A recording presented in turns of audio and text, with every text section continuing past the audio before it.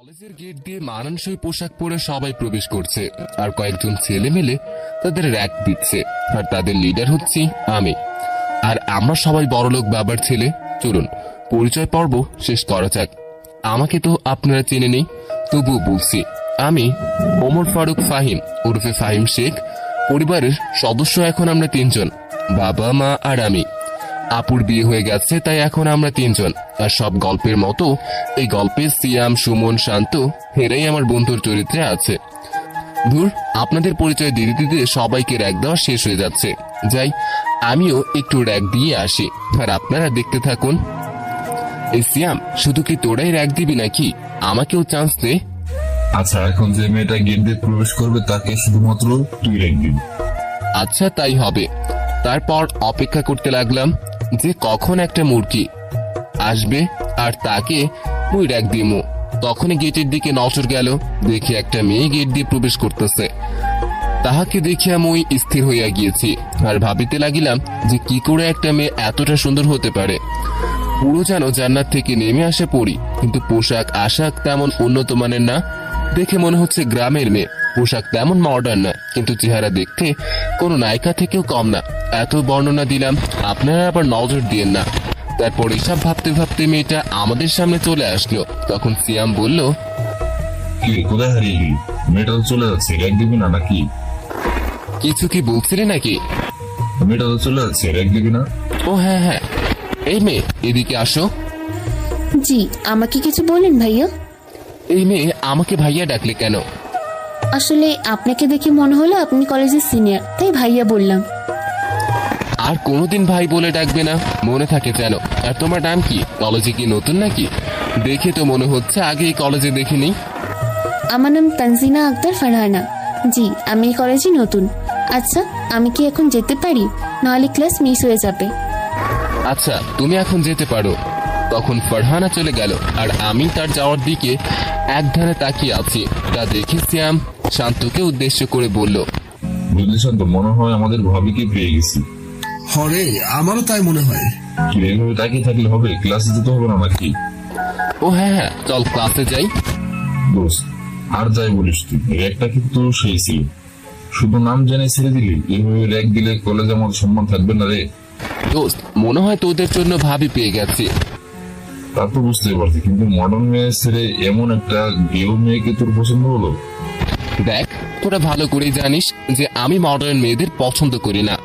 কারণ তারা যেসব পোশাক পরে তাদের শরীরের 70% অংশই দেখা যায়। তাই তাদের থেকে অনেক গুণ ভালো গেও মেয়ে। তবু তোর চয়েস যেমন হবে তা ভাবতে পারতেছি না। এখন এসব কথা বাদ দে। সুমন আসেনি আজকে, আর জবা, তানিয়া, মাইশা এরাও তো আসে নাই দেখি। না রে, ওরা আসেনি। সুমনের বাসায় নাকি কি কাজ আছে, তাই আসতে পারবে না। আর জবা তার নানুর বাসায় গেছে, তানিয়া আর মাইশা ঘুরতে গেছে, তাই তারা কেউ আসেনি আজকে। আচ্ছা চল এখন ক্লাসে যাই, না হলে প্রিন্সিপাল স্যার আবার আমাদের 12টা বাজিয়ে দিবে। তারপর সবাই মিলে ক্লাসে চলে গেলাম। তারপর সবগুলো ক্লাস করে বের হলাম। ইন্টার ক্লাস আগে শেষ হয়ে যায়, তাই আর আমার মায়াবতীকে দেখতে পেলাম না। ওহ, আপনাদের তো বলাই হয়নি, ফারহানার মুখের মায়ায় আমি পড়ে গেছি, তাই আমি তার নাম দিয়েছি মায়াবতী। তারপর আমার ক্যাম্পাসে বসে কিছুক্ষণ আড্ডা দিয়ে যে যার মতন বাসায় চলে গেলাম। বাসায় গিয়ে ফ্রেশ হয়ে নিলাম। তখনই আপু এলো, এসে বলল, কি রে বাদর, আজকে সারাদিন ভার্সিটি করেছিলি? কেন? ক্লাস করেছি। বিশ্বাস না হলে স্যারকে জিজ্ঞাসা করে দেখতে পারিস। তা তো জানি, কিন্তু আজকে তো তোদের ভার্সিটিতে নতুন ছাত্রছাত্রীরা ভর্তি হলো, তাই। হ্যাঁ, তাতে কি হয়েছে? তখন আপু যা বলল তা শুনে আমি অবাকের শেষ পর্যায়ে। তা মেয়েটা কে রে? কিসের মেয়ে? কিরে, তোর আবার কি হলো যে তুতলানো শুরু করলি? তা মেয়েটা পছন্দ হয়েছে নাকি? আপু, তুই এসব কি বলছিস? কিছুই বুঝতে পারছি না। হলে আমার কচি খোকা ভাইটা রে, এখন কিছুই বুঝতে পারছে না। আমি আজকে সকালের মেয়েটার কথা বলতেছি, যাকে একবার দেখেই আমার ভাইয়ের তার প্রেমে হাবুডুবু খাচ্ছে। তা আবার তার চোখ দেখে। মানে কি সব বলতেছিস তুই? আমি পড়বো তাও প্রেমে? ও, আমি তো ভুলেই গেছি যে তুই কচি খোকা, মাত্র জন্মগ্রহণ করেছিস, তুই বুঝবি কেমনে। 1 মিনিট অপেক্ষা কর, মাকে ডাক দিয়ে বলি যে তার ছেলে কলেজে কি সব কাজ করে। হে আপু দাঁড়া, আরে এমন করিস কেন? আমি না তোর ছোট ভাই? আমার সাথে তুই এমন করতে পারবি? আমার প্রতি কি তোর কোনো মায়া নেই? থাকিস তো শ্বশুর বাড়ি, কয়েকদিনের জন্য বেড়াতে আসিস, তখন আমার পিছনে পড়ে থাকিস। ও তাই তো, আমি তো এখানে বেড়াতে এসেছি, আমি তো ভুলে গিয়েছিলাম। ভালো হলো তুই মনে করিয়ে দিলি, আমি আজকে চলে যাব, আর আসবো না এখানে। এই দেখ আপু, রাগ করিস না, আমি তো মজা করছিলাম। তোর যখন মন চাইবে তখনই আসবি, কেউ তোকে কিচ্ছু বলবে না, আর যদি বলে তাহলে আমাকে বলবি। হয়েছে হয়েছে, আর পাকামো করতে হবে না, চল খেতে যাবি, মা সেই কখন থেকে খাবার নিয়ে বসে আছে। আচ্ছা চল, এমনিতেই ক্ষুধা লেগেছিল, তোর সাথে বকবক করতে সেটাও আরো বৃদ্ধি পেয়েছে। তুই আবার শুরু করেছিস, এমন করলে কিন্তু আজকেই চলে যাব, আর কখনো আসবো না। এই না না, এই যে আমি চুপ। যাক বাবা, এই যাত্রায় বেঁচে গেলাম। তারপর আমি আর আপু চলে গেলাম খাবার টেবিলে, গিয়ে দেখি মা খাবার নিয়ে বসে আছে। আমি একটা চেয়ার টেনে বসে পড়লাম, আপুও আমার পাশে বসে পড়লো। তারপর মা খাবার পরিবেশন করে দিল। মাত্র খাওয়া শুরু করলাম, তখনই মা বলল, তোরা 2 ভাই বোন কোন মেয়েকে নিয়ে ঝগড়া করছিলি তখন? মায়ের কথা শুনে বিষম খেলাম। মা তাড়াতাড়ি করে পানির গ্লাস এগিয়ে দিল। তখন আপু বলল, কি আর নিয়ে ঝগড়া হবে, তোমার একটা নাতিন আছে না, শয়তান নাটাই, তাকে নিয়েই। এই, একটা আমার নাতনিকে শয়তানের নাটাই বলবি না। কি করেছে আমার নাতনি? কি করে নি বলো? আমার পুরো রুম লন্ডভন্ড করে ফেলেছে। তা আসল কথা, আমার বদের হাড্ডি ভাগ্নিটাকে তো দেখছি না, কোথায় আছে মহারানী? আমি কি তার দর্শন পেতে পারি নাকি? তিনি কি বাসায় আছেন নাকি? বাবার সাথে কখন অফিসে চলে গেছে, বাসায় থাকলে নাকি আমরা তাকে সারাক্ষণ বকাবকি করি, এই বলে বাবার কাছে নালিশ করে, তাই বাবা তাকে সাথে করে নিয়ে গেছে। আচ্ছা, আমি কি নিয়ে আসছি। মা আর আপুর সাথে কথা বলতে বলতে খাওয়া শেষ করে নিলাম। তারপর রুমে চলে গেলাম। রুমে গিয়ে রেডি হয়ে নিলাম, এমনিতে কিছুক্ষণ পরে অফিস টাইম শেষ হবে, তাও অফিসে চলে গেলাম। গিয়ে দেখি সবাই যার যার কাজে ব্যস্ত। আমিও সোজা চলে গেলাম বাবার কেবিনে। সেখানে গিয়ে দেখি বাবা নেই। তখন ম্যানেজার সাহেবকে জিজ্ঞেস করতে জানতে পারি বাবা মিটিং রুমে আছে। তাই মিটিং রুমে চলে গেলাম। সেখানে গিয়ে দেখি অনেক চেঁচামেচি, তাই মিটিং রুমে যেতে নিলাম। তখনই সিকিউরিটি গার্ডরা আমাকে বাধা দিয়ে দেয়। আমার পরিচয় জানতে চাইলে আমি তাদের পরিচয় দিলাম, তাও ভিতরে যেতে দিল না। এরা নতুন সিকিউরিটি গার্ড, তাই আমাকে চিনতে পারছে না। তখন আমি বললাম বাবাকে ডেকে দিতে, কিন্তু তারা ডেকে দিচ্ছে না। তখনই ম্যানেজার সাহেবের আগমন। তিনি আমাকে এখনো বাইরে দেখে জিজ্ঞেস করলেন, বাবা তুমি এখানে কেন, ভিতরে যাও। আঙ্কেল, ইনারা আমাকে ভিতরে যেতে দিচ্ছে না। তখন ম্যানেজার তাদের রাগী ভাবে বলল, তোমরা জানো ইনি কে? না স্যার। ইনি হচ্ছেন এই কোম্পানির ফিউচার এমডি, ইনার কাছে এখনই ক্ষমা চাও। সরি স্যার, আসলে আমরা বুঝতে পারিনি। প্রতিদিন অনেকেই আসে স্যারের সাথে দেখা করতে মিথ্যা বলে, তাই এমনটা হয়েছে, ক্ষমা করে দিন স্যার। আচ্ছা সমস্যা নাই, আপনারা আপনাদের কাজ করেছেন। তারপর আমি মিটিং রুমে প্রবেশ করলাম। ঢুকে দেখি সাদিকা রুমের অবস্থা খারাপ করে ফেলেছে। এই নিয়ে এতক্ষণ চেঁচামেচি হচ্ছিল। তখন আমি বাবাকে বললাম বাইরে যেতে, কারণ বাবাকে অনেক চিন্তিত দেখাচ্ছিল। তখন বাবা চলে গেল। আমি গিয়ে বসে পড়লাম মিটিং অ্যাটেন্ড করার জন্য। সবাইকে সালাম দিয়ে প্লাস কুশল বিনিময় করে মিটিং শুরু করলাম। মিটিং শেষে সবার কাছে ক্ষমা চেয়ে নিলাম সাদিকার এইরকম দুষ্টুমি করার জন্য। সবাই বলল, আরে বাচ্চা মানুষ, একটু দুষ্টুমি না করলে হয় নাকি? তারপর ডিলটা ফাইনাল করলাম। ডিলটা ছিল ইতালির সাথে, তাদের 1000 স্যুট ডেলিভারি দিতে হবে 10 দিনের ভিতরে। তারপর তাদের বিদায় দিয়ে বাবার কেবিনে চলে গেলাম। তখন বাবা জিজ্ঞাসা করলো যে ডিলটা হয়েছে কিনা। আমি বললাম যে ডিলটা হয়েছে। বুঝলাম না, তুই সায়েন্স নিয়ে পড়েও ব্যবসা এত ভালো বুঝিস কিভাবে? আমি শুধু মুস্কি হেসে সাদিকাকে নিয়ে সেখান থেকে চলে এলাম। তারপর বাসায় এসে ফ্রেশ হয়ে নেই। ফ্রেশ হয়ে বন্ধুদের সাথে আড্ডা দিতে চলে যাই। সেখান থেকে আড্ডা দিই রাত 10টা পর্যন্ত। তারপর বাসায় এসে ফ্রেশ হতে চলে যাই। ফ্রেশ হয়ে নিচে এসে সবার সাথে বসে রাতের খাবার খেয়ে নিলাম। তারপর একটু ফেসবুকে ঢুকলাম। ও আপনাদের তো বলাই হয়নি, ফেসবুকে আমার একটা পেজ আছে, পেজের নাম ভোরের রোদ্দুর। তারপর দিলাম এক ঘুম।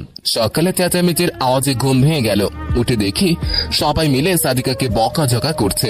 তখন আমি গিয়ে জিজ্ঞেস করলাম, তখন আপু বলল, সাথে কি আর চেঁচামেচি করছিনি? তোর ভাগ্নির কার্যকলাপে চেঁচাচ্ছি। কি করেছে সাদিকা? কি করেনি বল? সারা বাড়ি মাথায় তুলে রাখছে। সেই ভোর থেকে এই পর্যন্ত ঘর গোছাতে গোছাতে ক্লান্ত হয়ে গেছি, না হলেও 7 বার ঘরটা গুছিয়েছি। এরকম না করলে মানুষ বুঝবে কি করে যে বাসা একটা পিচ্চি আছে? চান্দু, তুমি মনে হয় নিজের ঘরটা এখনো দেখোনি, তাই এমন বলতেছো। কেন, আমার রুমে আবার কি হলো? গিয়ে দেখ তোর রুমের কি অবস্থা করেছে তোর আদরের ভাগ্নি। যা করুক তাড়াতাড়ি পরিষ্কার কর, না হলে তোর খবর আছে। আমি আর পারবো না, তোর ভাগ্নিকে সামলানোর জন্য একটা মামি নিয়ে আয়। সেটা সময় হলে নিয়ে আসবো, সেটা নিয়ে তোকে মাথা ঘামাতে হবে না। যা বললাম তা কর। আমাকে আবার ভার্সিটি যেতে হবে বলেই ঘড়ির দিকে তাকিয়ে দেখি 11টা বাজতে আর 20 মিনিট বাকি আছে। তাই তাড়াতাড়ি রুমে গিয়ে ফ্রেশ হয়ে নিলাম। পরে রেডি হয়ে ভার্সিটি চলে গেলাম। গিয়ে দেখি ক্লাস শুরু হয়ে গেছে। তাই ক্লাসে ঢোকার জন্য স্যারকে বললাম, স্যার আসতে পারি কি? আরে আমি কি স্বপ্ন দেখেছি নাকি? ফাহিম, তুমি আজকে লেট করলে যে? আমিও তো ভাবছিলাম যে ক্লাস কেমন যেন লাগতেছে, কিছু একটা তো অভাব রয়েছে। আসলে স্যার আজকে ঘুম থেকে উঠতে দেরি হয়ে গেছে, তাই আসতে লেট হয়ে গেছে। ও আচ্ছা, ভিতরে আসো আর গিয়ে নিজের সিটে যাই বসো। তারপর নিজের সিটে গিয়ে বসে পড়লাম। পুরো ক্লাসরুমে তাকিয়ে দেখলাম একটা হারামিও আজকে আসে নাই। তার মনটা খারাপ হয়ে গেল। তারপরেও সবগুলো ক্লাস করলাম। আজকে মায়াবতীর আগে আমার ক্লাস শেষ হয়ে গেছে, তাই আমাদের আড্ডার জায়গায় বসে রইলাম মায়াবতীকে এক নজর দেখার জন্য। কিছুক্ষণ পর ফারহানার ক্লাস শেষ হলো। দেখতে পেলাম আমার মায়াবতী গেটের দিকে আসতেছে। আমিও তার দিকে এগোতে লাগলাম, কিন্তু তার সামনে যাইনি। পরে সে গেট দিয়ে বের হয়ে গেল। আমিও যেতে লাগলাম তার পিছু পিছু, কারণ তারা যেখানে থাকে সেখান থেকে আমাদের বাসা একটু দূরে, মানে ফারহানাদের বাড়ির পরের এলাকায় আমার বাড়ি। তাই তার পিছু পিছু যেতে লাগলাম। কিছু দূর যাওয়ার পর দেখলাম কিছু বখাটে ছেলে ফারহানার দিকে এগিয়ে আসছে, আর আমি দূর থেকে দাঁড়িয়ে দাঁড়িয়ে তা দেখতে লাগলাম। এক পর্যায়ে তারা ফারহানার সাথে অসভ্যতামি করা শুরু করলো, সাথে গায়েও হাত দিতে লাগলো। তখন আমি ছেলেটার হাত ধরে ফেললাম। তখন ছেলেটা আমার থেকে হাত চালানোর চেষ্টা করতেছে আর বলতে লাগলো, এই তোর সাহস কি করে হয় আমার হাত ধরার? তুই জানিস আমি কে? তুই কে তা আমার জানার দরকার নেই। আর সাহসের কথা, সেটা আমার বরাবরই বেশি। তোর সাহস কি করে হয় ওর দিকে বাজে নজরে তাকানোর? কে? কি হয় তোর? শুনবি ও আমার কি হয়? বল কি হয় এই মেয়েটা তোর? ও হচ্ছে আমার বউ। আর আমি কে জানিস? কে তুই? তখন ছেলেটার কানে কানে আমার নামটা শুধু বললাম, এতেই ছেলের চোখগুলো বড় বড় হয়ে গেল। তখন ছেলেটা বলল, ভাই আমাদের ভুল হয়ে গেছে, এবারের মতো ক্ষমা করে দেন। এই এলাকায় আর কখনো আমাদের দেখতে পাবেন না। ক্ষমা করতে পারি একটা শর্তে, যদি কথা দিস যে আজ থেকে কখনো কোনোদিন কোনো মেয়েকে কোথাও বিরক্ত করবি না। কথা দিচ্ছি ভাই, আজ থেকে কোনো মেয়েকে ডিস্টার্ব করবো না। তারপর ছেলেগুলো চলে গেল, আমিও চলে গেলাম। ফারহানা কিছু বলতে চেয়েছিল, কিন্তু আমি তাকে কোনো সুযোগই দিইনি কথা বলার। তারপর বাসায় এসে ফ্রেশ হয়ে নিলাম। পরে খাবার টেবিলে চলে গেলাম। গিয়ে দেখি আপু নাই। তখন মাকে জিজ্ঞেস করলাম, মা আপু কই, খাবে না নাকি? তোর আপু তো চলে গেছে, বিকেলে চলে গেছে। বলো কি, আপু তো আমাকে কিছু বলেনি। আসলে তো যার কিছুক্ষণ পরেই তো দুলাভাই আসে তোর আপুকে নিয়ে যেতে, তাই তোকে কিছু জানাতে পারিনি। তারপর আর কিছু না বলেই খেয়ে নিলাম। তারপর বন্ধুদের সাথে আড্ডা দিতে চলে গেলাম, সেখানেও আজকে কেউ এলো না। তারপর বাসায় চলে আসি, কিছুই ভালো লাগছিল না। শুধু বারবার ফারহানের মায়াবী চোখ দুটো চোখের সামনে ভেসে উঠছে। তাই আর কিছু না ভেবে সিদ্ধান্ত নিলাম যে কালকেই ফারহানাকে আমার মনের কথা বলে দিব, যেন পরে দেরি না হয়ে যায়। দেরি হয়ে গেলে আমার মায়াবতী আবার আমার থেকে দূরে চলে যাবে। এসব চিন্তা করছিলাম, তখনই মা এসে ডেকে গেলেন খাবার খাওয়ার জন্য। তারপর খাবার টেবিলে চলে গেলাম। খাবার টেবিলে গিয়ে দেখি আজকে বাবাও চলে এসেছে। আমাকে দেখে বাবা বলল, কিরে তোকে এমন মনমরা দেখাচ্ছি কেন? না তেমন কিছু হয়নি। তারপর সবাই একসাথে রাতের খাবার খেয়ে নিলাম। খাবার খেয়ে আমি আমার রুমে চলে গেলাম। তখনই বাবা ডেকে পাঠালো। তারপর আমি বাবার কাছে চলে গেলাম। তখন বাবা বলল, ভাই কালকে তোমাকে অফিসে যেতে হবে। বাবা, কালকে আমার একটা ইম্পর্টেন্ট ক্লাস আছে, তাই আমি যেতে পারবো না। তবু একটু চেষ্টা করে দেখো যে কালকে বিকালে যেতে পারো কিনা। আচ্ছা বাবা, চেষ্টা করে দেখছি। তারপর আবার নিজের রুমে চলে এলাম, কিছুক্ষণ পড়লাম, পরে দিলাম এক ঘুম। সকালে ঘুম থেকে উঠে দেখি মাত্র 8টা বাজে, আর বাবা বসে চা খাচ্ছে, সাথে খবরের কাগজ পড়ছে। আমাকে দেখে মাকে জিজ্ঞেস করলো, ফাহিমের মা, এদিকে এসো, দেখে যাও তো আমি কি ভুল দেখছি নাকি। কই দেখি কি হয়েছে। বুঝলাম আজকে সূর্য কোন দিকে উঠেছে, যে ফাহিম 9:30টার আগে ঘুম থেকে উঠে না, আর আজকে সে সকাল সকাল ঘুম থেকে উঠে গেছে। আমিও তো তাই দেখছি। কিরে বাবা, তোর শরীর খারাপ হয়নি তো যে এত সকাল সকাল উঠে পড়েছিস? তোমরা কি শুরু করেছো বলো তো? আমি কি একদিন আগে উঠতে পারি না? আমরা কি তাপ বললাম নাকি? আচ্ছা, এসব কথা বাদ দিয়ে আমাকে খেতে দাও তো, আমাকে আবার ভার্সিটি যেতে হবে। আচ্ছা যা, ফ্রেশ হয়ে আয়, আমি খাবার রেডি করছি। তারপর আমি গিয়ে রেডি হয়ে খাবার টেবিলে চলে এলাম। তারপর সকালে নাস্তা করে নিলাম, পরে বাইক নিয়ে ভার্সিটির উদ্দেশ্যে বেরিয়ে পড়লাম। ভার্সিটি যাওয়ার পথে একটা ফুলের দোকান থেকে একতোড়া কালো গোলাপ নিয়ে নিলাম। গোলাপ গুচ্ছ নিয়ে গেট দিয়ে ঢোকার সময় সব শিক্ষার্থীরা আমার দিকে অবাক নয়নে তাকিয়ে রয়েছে, কারণ মুই হইতাছি এই ভার্সিটির সকল মেয়ের ক্রাশ। এই পর্যন্ত অনেক প্রপোজাল পেয়েছিলাম, কিন্তু কাউকে মনের মতো লাগেনি, তাই সবাইকে রিজেক্ট করে দিয়েছিলাম। আর সেই আমি আজকে ফুলের তোড়া তো আবার গোলাপ গুচ্ছ নিয়ে ভার্সিটি এলাম। তারপর আড্ডাখানায় চলে গেলাম, গিয়ে দেখি সবাই আজকে এসেছে, আর আমাকে এইভাবে দেখেই সিয়াম বলে ফেললো, তা দোস্ত, ফারহানাকে প্রপোজ করবে আজকে? তুই কি করে বুঝলি যে আমি আজকে ফারহানাকে প্রপোজ করব? আমি তোর বেস্ট ফ্রেন্ড, আমি না জানলে কে জানবি? আর কিছুক্ষণ আগে আপু কল করেছিল, তোকে নাকি গতকাল বিকেল থেকে ফোন দিয়ে যাচ্ছে, কিন্তু তুই কল ধরছিস না। তাই আমাকে বললো তোকে বলতে, আজকে যেন তুই আপুকে কল দিস। আচ্ছা দেখা যাক। তখনই ইরাম বলল, দোস্ত এই যে দেখ তোর মায়াবতী মানে ফারহানা আসছে, যাকে ঝটফট প্রপোজ করে ফেল, আমরা তোর পিছনে আছি। তখনই আমি ফারহানার দিকে এগিয়ে যেতে লাগলাম। তারপর হঠাৎই তার সামনে গিয়ে হাঁটু গেড়ে বসে গোলাপ গুচ্ছ এগিয়ে দিলাম। আমার এই কার্য দেখে ফারহানা অবাক হয়ে গেল, সাথে ক্যাম্পাসে সবাই। তারপর আমি ফারহানাকে উদ্দেশ্য করে বলতে লাগলাম, সাহিত্য লিখতে জানি না, তাই তোমার এই কাজল কালো চোখে লুকিয়ে থাকা রহস্য বর্ণনা করতে পারবো না, কিন্তু আমি তোমার এই কাজল কালো চোখের মায়ায় পড়ে গেছি। দেবী অধিকার, সারা জীবন তোমার এই কাজল কালো চোখে হারিয়ে যেতে।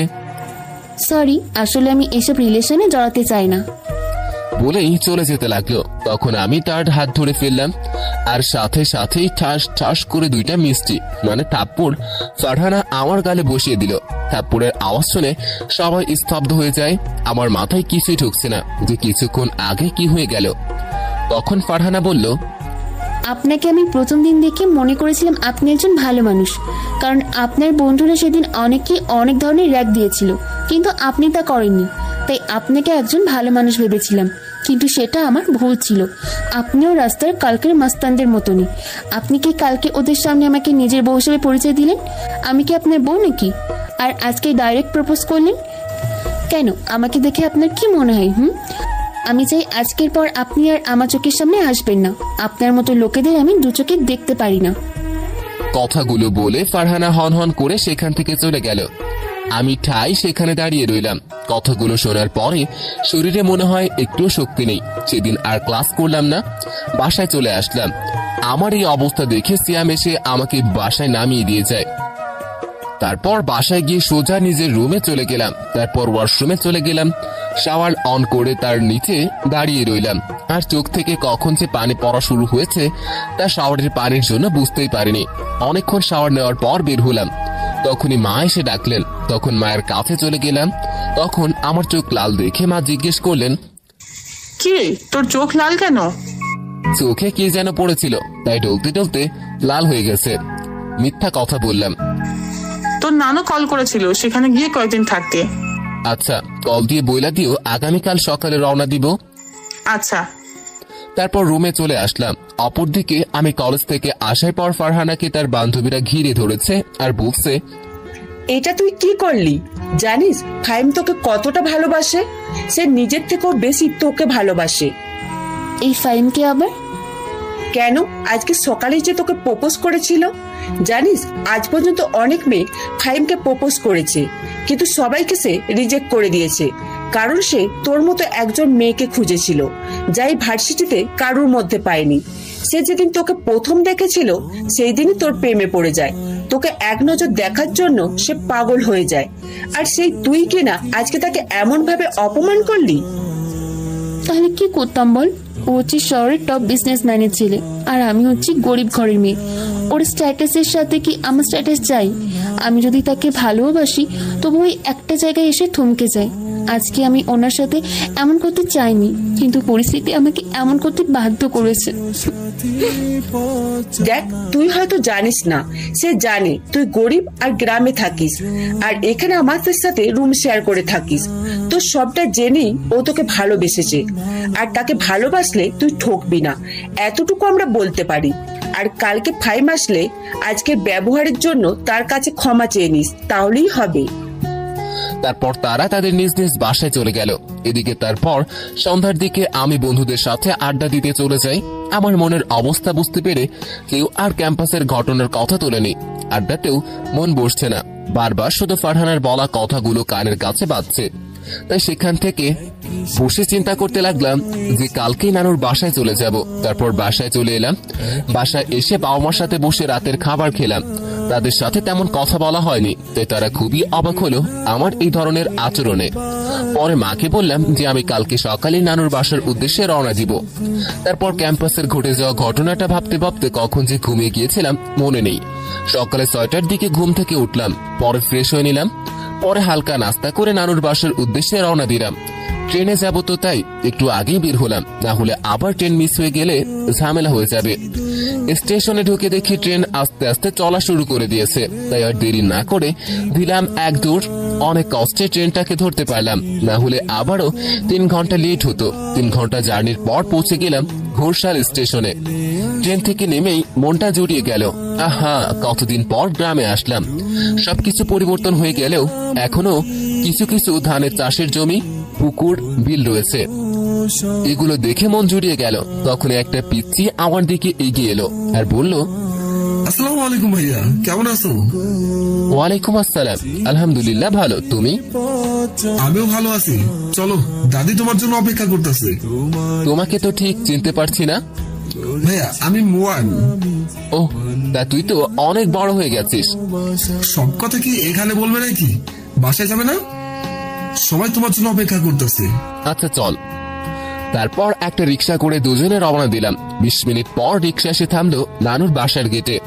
তারপর রিক্সা চালকের ভাড়া মিটিয়ে বাসার ভিতরে চলে গেলাম। তারপর সবার সাথে কুশল বিনিময় করলাম। পরে নিজের রুমে চলে গেলাম, গিয়ে ফ্রেশ হয়ে নিলাম। তখনই ছোট মামার ছেলে আফিফ আসলো আমাকে খাবার খাওয়ার জন্য ডাকতে।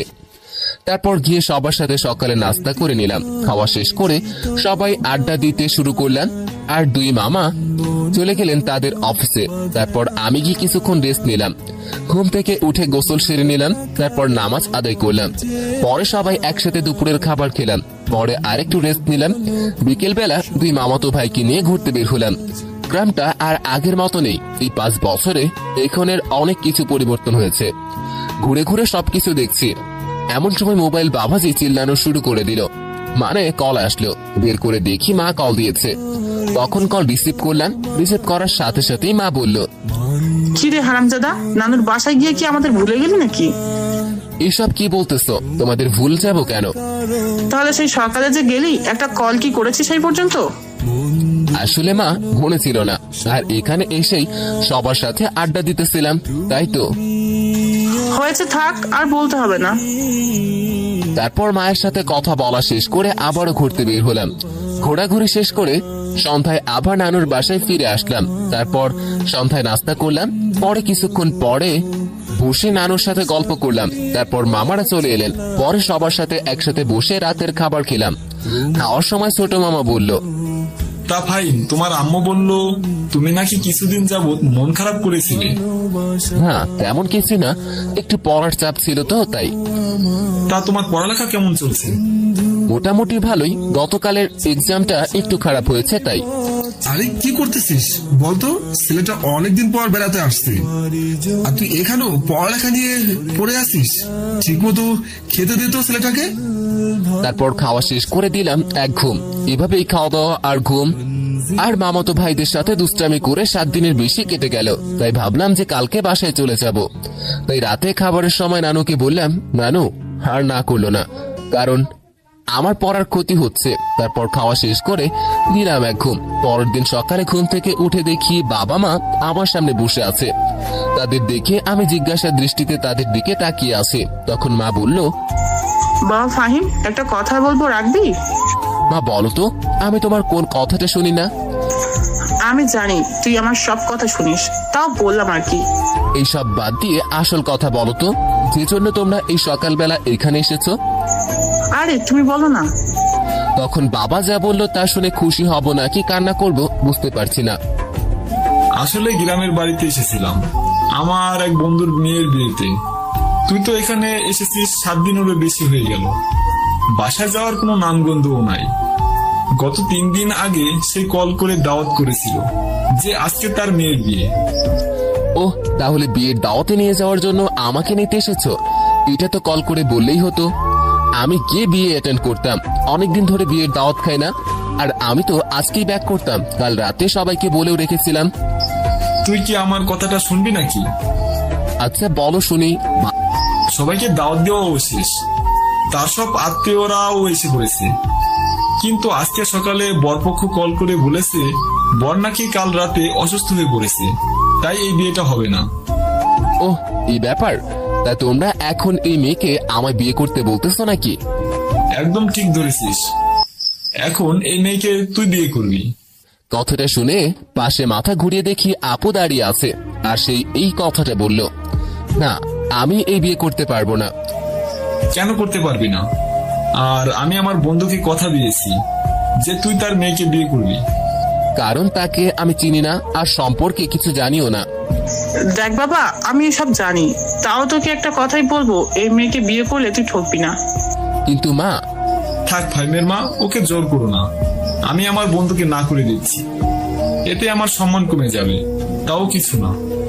এই যা, এখন তো দেখছি বাবা আমাকে ইমোশনাল ব্ল্যাকমেল করতেছে। আমি আবার খুব ইমোশনাল ব্যক্তি, আর বাবা সেটারই ফায়দা নিল। কি আর করার, বাবার সম্মানের খাতিরে বলে দিলাম যে আমি রাজি। তখন সবার মুখে হাসি ফুটলো। তারপর মা এসে একটা ব্লু কালারের পাঞ্জাবি দিয়ে গেল।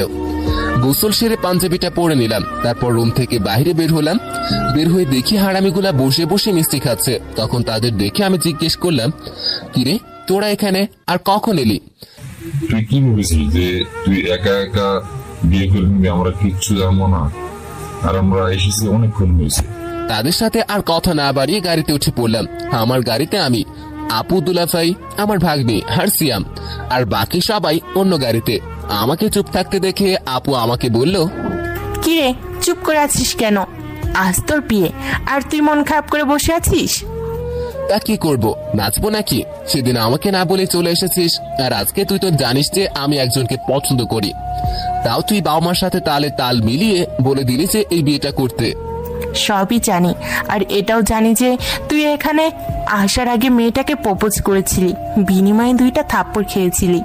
আর সেই দিন অনেক তাড়াহুড়ো করে চলে এসেছিলাম, তাই তোকে বলতে পারি নাই। আর তুই ভার্সিটিতে ছিলি বলে কলও দেইনি। থাক, আর বলতে হবে না।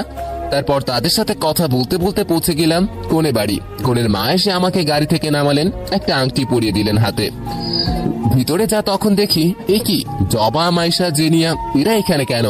তাও আবার বিয়ের গেট আটকে দাঁড়িয়ে আছে। তখন তারা বললো যে 5,000 টাকা না দিলে গেট ছাড়বে না। তখন সিয়াম বলল, দেখুন টাকার অ্যামাউন্টটা একটু ছোট হয়ে গেছে, তাই একটু বাড়ি আপনাদের 2,000 টাকা দিই। আচ্ছা দেন। তখন 2,000 টাকা ওদের হাতে তুলে দিল। তখন তারা বলল, এটা কি হলো? 2,000 টাকা কেন? বাকি 3,000 টাকা কোথায়? আমি যা বলছিলাম তা ভালো করে মনে করে দেখুন। তখন সন্ধ্যাবেলা মেয়ে বোকা বনে গেল আর বলল, এটা তো চিটিং। না, এটা আমরা মানবো না। এটা কোনো চিটিং না, এটা আপনাদের মত নিয়ে বলা হয়েছে, তাই তাড়াতাড়ি কাছে দেন, ফিতরা কেটে ভিতরে যেতে হবে। না, তা হচ্ছে না। আমরা আমাদের পাওনা না পাওয়া পর্যন্ত গেট থেকে সরছি না। তখন সিয়াম, শান্ত, সিয়াম, ইমন, সাইফুল এরা সবাই জানে কি বুদ্ধি করলো। তারপর কোথা থেকে যেন চলে গেল সিয়াম। পরে একটা পানির লাইনের পাইপ এনে সমানে মেয়েগুলোর উপরে পানি দেওয়া শুরু করলো। তাদের কর্মকাণ্ড দেখে আমাদের সাথে সবাই হাসাহাসি শুরু করে দিল। ভাগ্যিস বাবা এখানে ছিল না, যদি থাকতো তাহলে আমাদের খবর করে দিত। মেয়েগুলো রাগে গসগস করতে করতে চলে গেল, যেন এখনই কান্না করে দিবে। তখন শান্ত সিয়ামকে বলল, দোষ সবই ঠিক আছে, কিন্তু এখন ফিতা কি করে কাটবি? কাছে তো তারা সাথে করে নিয়ে গেছে। চিন্তা করিস কেন, এনে কাছে আমি সাথে নিয়ে এসেছিলাম। তখনই সবাই লিমনের দিকে রাগী দৃষ্টিতে তাকালো। আমাদের দেরি হচ্ছে দেখে বাবা আর আঙ্কেল আমাদের নিতে এলো। তারপর ফিতা কেটে ভিতরে গেলাম। তখন বাবা জিজ্ঞেস করলো আপুকে, আচ্ছা এখানে কি হয়েছিল? দেখলাম যে সবাই একেবারে ভিজে একাকার। আপু বাবাকে কিছুই বলেনি, কারণ বাবা খুব রাগী। এসব যদি শোনে তাহলে আমাকে আর আস্ত রাখবে না, তাই বাবাকে আপু কিছুই বলেনি। তারপর আমরা ভিতরে গেলাম। পরে বিয়ের কাজ সম্পূর্ণ হলো। সন্ধ্যায় বউ নিয়ে রওনা দিলাম বাসার উদ্দেশ্যে। 30 মিনিট পর বাসায় পৌঁছালাম। বাসায় আসার পর কিছু নিয়ম ছিল, সেগুলো পালন করা হলো। তারপর সবাই নতুন বউ দেখতে ব্যস্ত। সেই ফাঁকে আমি গিয়ে ফ্রেশ হয়ে নিলাম।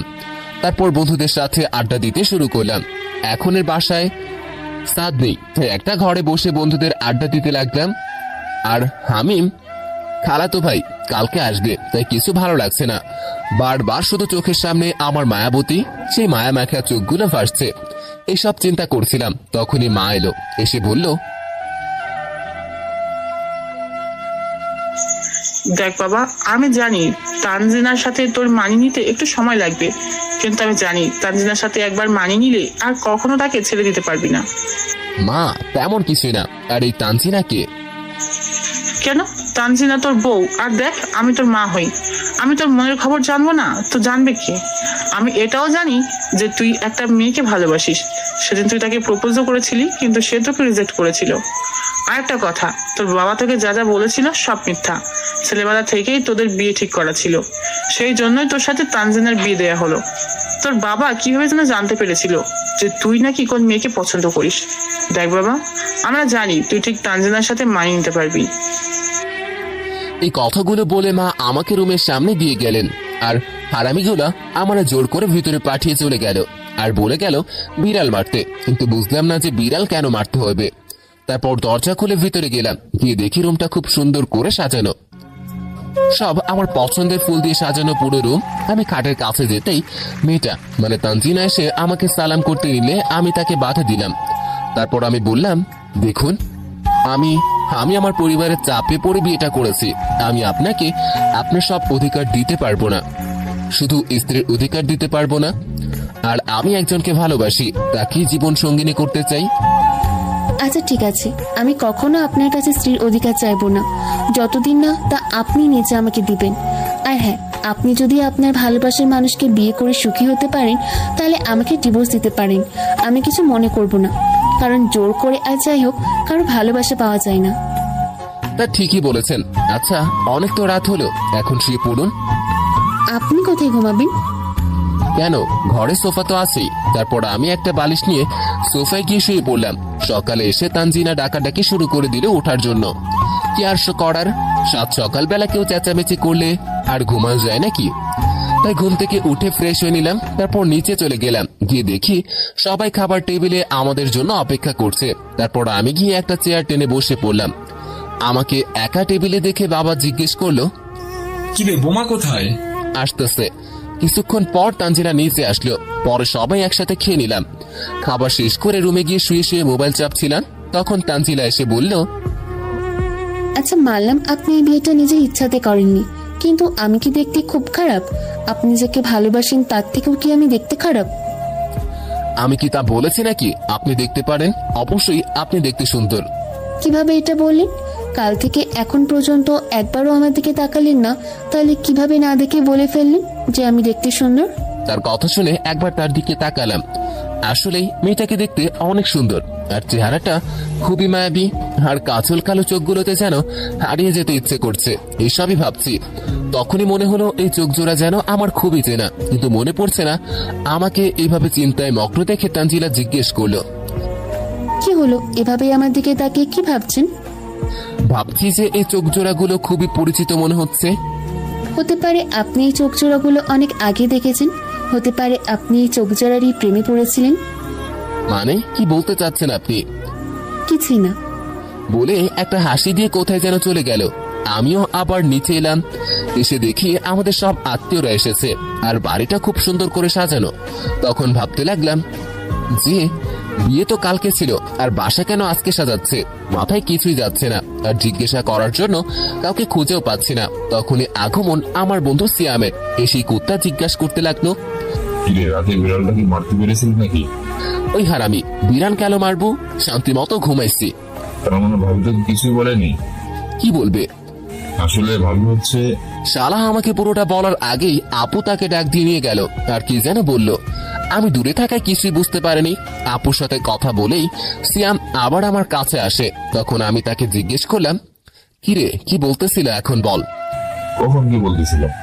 ওই যে মেয়েটা আমাকে কি বলেনি? কোন মেয়ে? আর তানজিনা আমাকে কি না কি বলেনি? ও কি বলেনি সেটা এখনো ভুলে গেছি, মনে পড়লে বলে দেব আমি। বলেই হারামিটা চলে গেল। আমি বুঝতে পারলাম যে আপু সিয়ামকে মানা করেছে যেন আমাকে না বলে। এখন তো মনে হচ্ছে ডালমে জরুর কুছ কালা হে। তারপর রুমে এসে ভাবতে লাগলাম, কি এমন কথা তানজিলা আমাকে বলেনি আর সিয়াম বলতে নিলে আপু তাকে মানা করে। বসে বসে এসব ভাবতে লাগলাম। তখনই সব হারামিগুলা একসাথে রুমে আসলো। তারপর আমরা সবাই মিলে আড্ডা দিতে লাগলাম। কখন যে দুপুর হয়ে গেছে বুঝতেই পারিনি।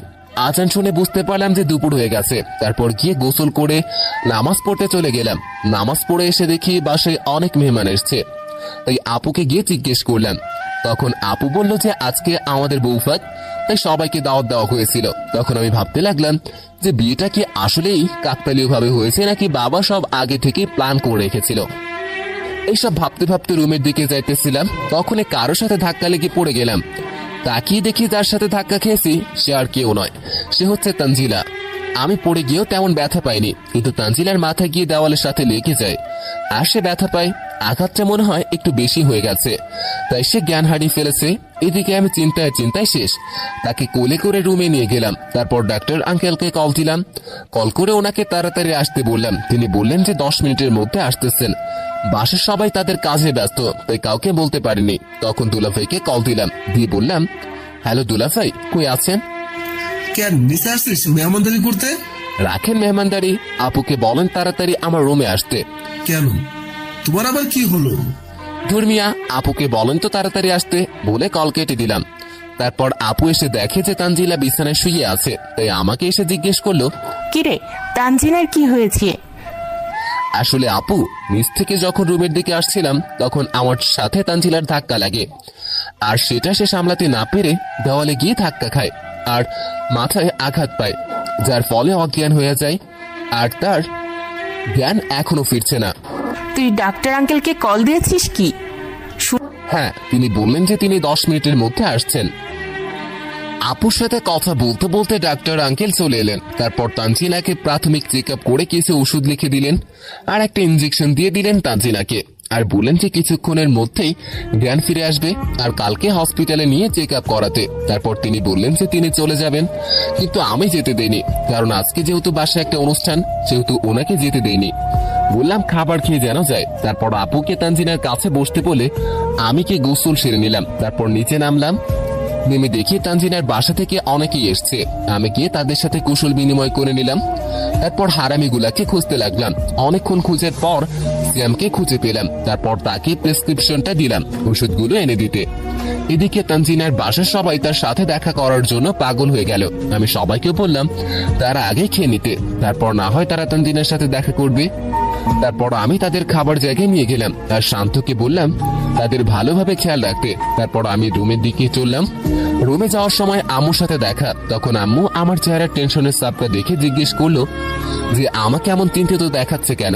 আমি বললাম কিছুই হয়নি। তারপর আমি রুমে চলে গেলাম। রুমে এসে দেখি তানজিনার জ্ঞান ফিরে এসেছে আর সে গোসলও সেরে এসে রেডি হয়ে বসে আছে। তখন আমি গিয়ে তানজিনাকে বললাম, আই এম সরি। কিসের জন্য সরি বলছেন? আসলে তখন আমি আনমনা হয়ে হাঁটছিলাম, তাই আপনাকে খেয়াল করিনি, যার ফলে আপনার সাথে ধাক্কা লেগে যায় আর আপনি মাথায় আঘাত পান। এটা তেমন কিছুই না, আর এখানে তো আমারই দোষ আছে। আমি যদি খেয়াল করতাম তাহলে এই অঘটনটা ঘটতো না। আচ্ছা, এখন না হয় এসব কথা বাদ দিন। এখন কেমন লাগছে আপনার? মাথায় কি কোনো রকম ব্যথা আছে নাকি? না, মাথায় তেমন ব্যথা নেই, কিন্তু মাথাটা ভারী হয়ে আছে। আচ্ছা, নিচে চলুন। আপনার বাসা থেকে লোকজন এসেছে, তারা কখন থেকে আপনার সাথে দেখা করতে চাচ্ছে। যদি একটু সুস্থতা বোধ করেন তাহলে তাদের সাথে গিয়ে দেখা করতে পারেন।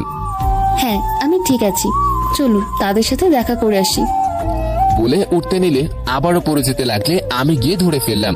তখন রুমে সবার আগমন ঘটলো, আর আমাদের এইভাবে থাকতে দেখে সবাই হালকা কাশি দিল। আমি তানজিনাকে ছেড়ে দূরে সরে গেলাম। তখন শাশুড়ি মানে তানজিনার মা এসে তানজিনাকে জিজ্ঞেস করলো, তা মা, শুনলাম তোর নাকি শরীর খারাপ। মা, তেমন কিছু হয়নি, একটু মাথায় ব্যথা হচ্ছিল, এই আর কি। তা এখন কেমন লাগছে? এখন একটু সুস্থতা বোধ করছি। তা আমরা তো এসেছিলাম তোদেরকে নিয়ে যেতে।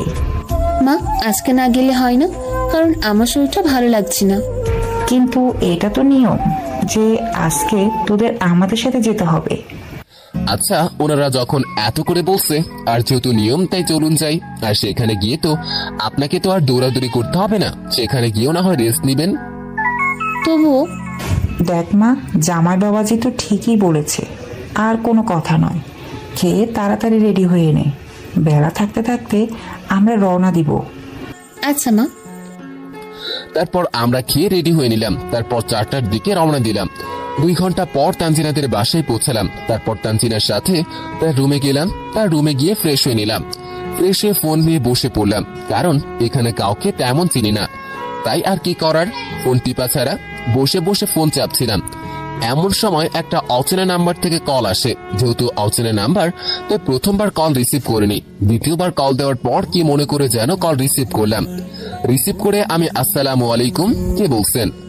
অপর পাশ থেকে একটা মেয়েলি কণ্ঠ ভেসে আসলো। মনে হলো কণ্ঠটা আমার চেনা কারো। ওয়ালাইকুম সালাম। জি, আপনি কি ফাহিম বলছেন? হ্যাঁ, আমি ফাহিম, কিন্তু আপনাকে চিনতে পারলাম না। যাকে ভালোবাসেন তাকে এত তাড়াতাড়ি ভুলে গেলেন? মানে আমি ফারহানা, ওই দিন যাকে প্রপোজ করেছিলেন সেই ব্যক্তিটিই আমি। ও, তা কি মনে করে আমাকে কল করলেন? আর আপনি আমার নাম্বারই বা কোথায় পেলেন? আসলে সেই দিনের ব্যবহারের জন্য আমি খুবই দুঃখিত। আসলে কয়েকটা ছেলে প্রতিদিন আমাকে টিজ করতো, আর এই কারণেই আমি খুবই টেন্স ছিলাম। আর সেই সময় আপনি এসে আমাকে প্রপোজ করেন। পুরো কথা বলার আগেই কলটা কেটে গেল, তাই আমি কল ব্যাক করলাম। তখন আবারও ফারহানা বলতে শুরু করলো, আসলে আমিও আপনাকে পছন্দ করতাম, কিন্তু সেদিন কি থেকে যে কি হয়ে গেল বুঝতে পারিনি। আপনি সেদিন প্রপোজ করেছিলেন, আমি মনে করেছিলাম আপনি মজা করছেন, তাই এত কিছু হয়ে গেল। তারপর জবা আমাকে সবকিছু বুঝিয়ে বলে, আর এটাও বলে যে আপনি আমাকে কতটা ভালোবাসেন। আর সেদিনের পর থেকে আপনাকে আর খুঁজেই পাচ্ছি না। আসলে সেদিনের ঘটনার জন্য আমি অনেক অনেক সরি। প্লিজ ক্ষমা করে দিয়ে আমার ভালোবাসা গ্রহণ করুন। সেটা সম্ভব নয়, কালকেই আমি বিয়ে করেছি, আর আমি আপনাকে সেদিনে ক্ষমা করে দিয়েছি। চাইলেই সব সম্ভব, আর আমি সবটা জানি যে আপনি আপনার বাবার চাপে পড়ে বিয়েটা করেছেন, আর আপনি এখনো আমাকেই ভালোবাসেন, আর আমার জন্য আপনি আপনার বউকে ডিভোর্সও দিয়ে দিবেন। আপনি আর কি কি জানেন? আমি অনেক কিছু জানি যা আপনি এখনো জানেন না। ও ভালো। হঠাৎ আবার কলটা কেটে গেল, তাই আবারও কল দিচ্ছিলাম। এমন সময় তানজিনার আগমন ঘটে। আমার কানে ফোন দেখে আমাকে জিজ্ঞেস করে, বাবা মাকে কল দিয়ে বলেছেন কি যে আমরা এসে গেছি? না, ভুলে গেছি। 1 মিনিট, আমি এখনই কল দিচ্ছি। থাক, আর দিতে হবে না, আমি কল দিয়ে বলে দিয়েছি। আর তাহলে কার সাথে এতক্ষণ কথা বললেন? কার সাথে? আবার সিয়াম কল দিয়েছিল, তার সাথেই কথা বলছিলাম। মিথ্যে কেন বলছেন? আমি যদি মিথ্যা বলে থাকি তাহলে সত্যটা কি? তারপর তানজিলা যা বলল তা শুনে আমি অবাক না হয়ে পারলাম না। এতক্ষণ আপনি তার সাথে কথা বলেছেন যাকে আপনি ভালোবাসেন। কি আমি ঠিক বলছি নাকি ভুল বলছি? আপনি জানেন কি করে? যাকে ভালোবাসা যায় তার মনের খবরও রাখা যায়, আর তার চোখের দিকে তাকালেই বোঝা যায় যে সে সত্য কথা বলছে নাকি মিথ্যা বলছে। মানে? সব কথার মানে হয় না, কিছু কথার মানে বুঝে নিতে হয়। আর আপনার জন্য সবাই অপেক্ষা করছে, চলুন সন্ধ্যার নাস্তা করে নিবেন। বলেই একটা রহস্যমাখা হাসি দিয়ে চলে গেল। আমি হাসিটার মানে খুঁজতে লাগলাম। তখনই তানজিলা আবার এলো, এসে আবারও নাস্তা করার কথা বলল। আমিও তার সাথে নাস্তা করতে চলে গেলাম। নাস্তা করে আবারও তানজিলার রুমে চলে এলাম। এসে রুমটা ঘুরে ঘুরে দেখতে লাগলাম। এতক্ষণে মোবাইলে মগ্ন থাকায় রুমটা ভালো করে দেখা হয়নি। পুরো রুমটা আমার মন মতো করে সাজানো। এইভাবে সাজানো দেখে বেশ অবাক হলাম, কারণ রুমটা পুরো আমার রুমের মতো করে সাজানো। তাই তানজিলা আসার পর তাকে জিজ্ঞেস করলাম যে এই রুমটাকে এইভাবে সাজিয়েছে। কেন, আমি সাজিয়েছি, খারাপ লাগছে নাকি? না, অনেক সুন্দর হয়েছে। একবারও জিজ্ঞাসা করলো না যে আমি কিভাবে জানলাম ওনার ঘর এভাবে সাজানো আর ওনার রুমের মতো করে কিভাবে সাজালাম। কিছু কি বলছেন নাকি? না, কিছুই বলিনি। আরেকটা কথা, দয়া করে আমার সামনে বিড়বিড় করে কথা বলবেন না। আমি বিড়বিড় করে কথা বলা পছন্দ করি না। আচ্ছা। বলে কোথায় যেন চলে গেল। তানজিলা যাওয়ার পর সাথে সাথেই ফারহানার কল আসে। তারপর ফারহানার সাথে অনেকক্ষণ কথা বললাম। কথা বলা শেষ হতেই দেখি তানজিলা রুমে আসলো। এসেই একটা মুচকি হাসি দিয়ে বলল, আপনার কি কথা বলা শেষ হয়েছে? কেন? মা আপনার জন্য সবাই খাবার টেবিলে অপেক্ষা করছে, তাই আপনাকে ডাকতে এলাম। যদি কথা বলা শেষ হয়ে থাকে তাহলে রাতে খাবার খেয়ে নিন। আচ্ছা, একটা কথা জিজ্ঞেস করতে পারি? কি কথা? এই যে কালকে আমাদের বিয়ে হলো আর আজকে আমি একটা মেয়ের সাথে কথা বলি অনেকক্ষণ, তোমার কি রাগ হয় না? রাগ হবে কেন? আমি আপনাকে ভালোবাসি সেই ছোটবেলা থেকে। এখন আপনি আরেকজনকে ভালোবাসেন, আর আপনি যদি চান তাহলে আমাকে ডিভোর্স দিতে পারেন। আচ্ছা, ডিভোর্সের ব্যাপারটা না হয় বাসায় গিয়ে দেখা যাবে। চলুন রাতের খাবার খেয়ে নিই, সবাই তো আবার আমাদের জন্য অপেক্ষা করছে। ও হ্যাঁ হ্যাঁ, চলুন। তারপর দুজনে গিয়ে সবার সাথে বসে খাবার খেয়ে নিলাম। তারপর এসে শুয়ে পড়লাম। আমি খাটে শুয়ে পড়লাম আর তানজিলা নিচে বিছানা করে শুয়ে পড়লো। এক ঘুমে রাত পার হয়ে গেল। সকালে ঘুম থেকে উঠে ফ্রেশ হয়ে নিলাম। ফ্রেশ হওয়ার সময় আয়নায় তাকিয়ে দেখি আমার কপালে লিপস্টিকের দাগ। এই দাগের কথা চিন্তা করতে করতে ফ্রেশ হয়ে নিলাম।